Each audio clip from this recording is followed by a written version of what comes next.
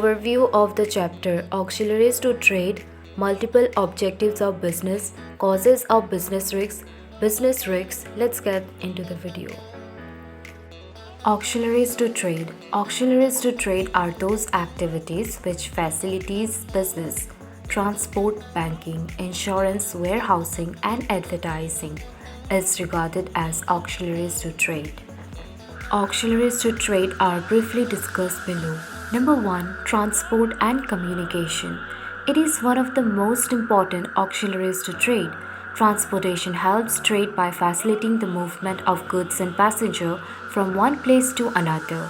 Transport creates place utility of the goods and remove the problem of distance. Banking and finance. It is an industry that manages credit, cash, and other financial transactions. In India, banking company is responsible for transacting all the business transactions including withdrawal of checks, payments and investments, etc. Number 3.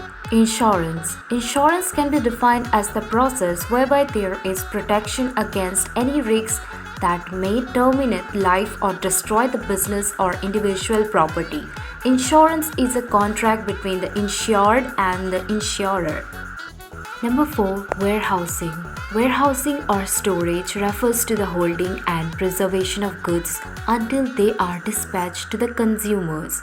Generally, there is a time gap between the production and the consumption of products. By bridging this gap, storage creates time utility. Number 5. Advertising.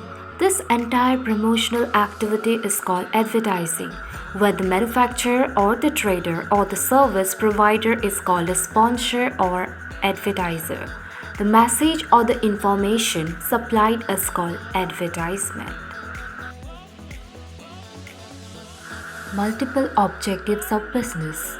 Business requires multiple objectives since it has to balance a number of needs and goals related to various aspects of society. Following only one objective cannot lead business towards excellence. Objectives are needed in every area where performance and results affect the survival and prosperity of business. Some of these areas are described below. A. Market standing. The percentage of the total sales of a product in a particular market that a business accounts for is known as the market standing or the market share for the company. Number B. Innovation. Business innovation is when an organization introduces new processes, services, or products to effect positive change in their business. Number C. Productivity. Productivity is commonly defined as a ratio between the output volume and the volume of inputs. D. Physical and financial profits. Every business must earn a reasonable profit to survive and grow. Optimum use of physical and financial resources. Every business requires physical, plant, machine, office, etc. and financial resources, money, funds, etc. to produce goods and services. The business enterprise must aim to use them efficiently. E. Earning profits. Businessman undertakes risks in business activities because of the reward of earning profit. Causes of business risks. Number 1. Natural causes. Natural causes of risks include flooding, earthquakes, cyclones, and other natural disasters that can lead to the loss of lives and property. Number 2. Human causes. Human causes of risks refer to negligence at work, strikes, work stoppages, and mismanagement.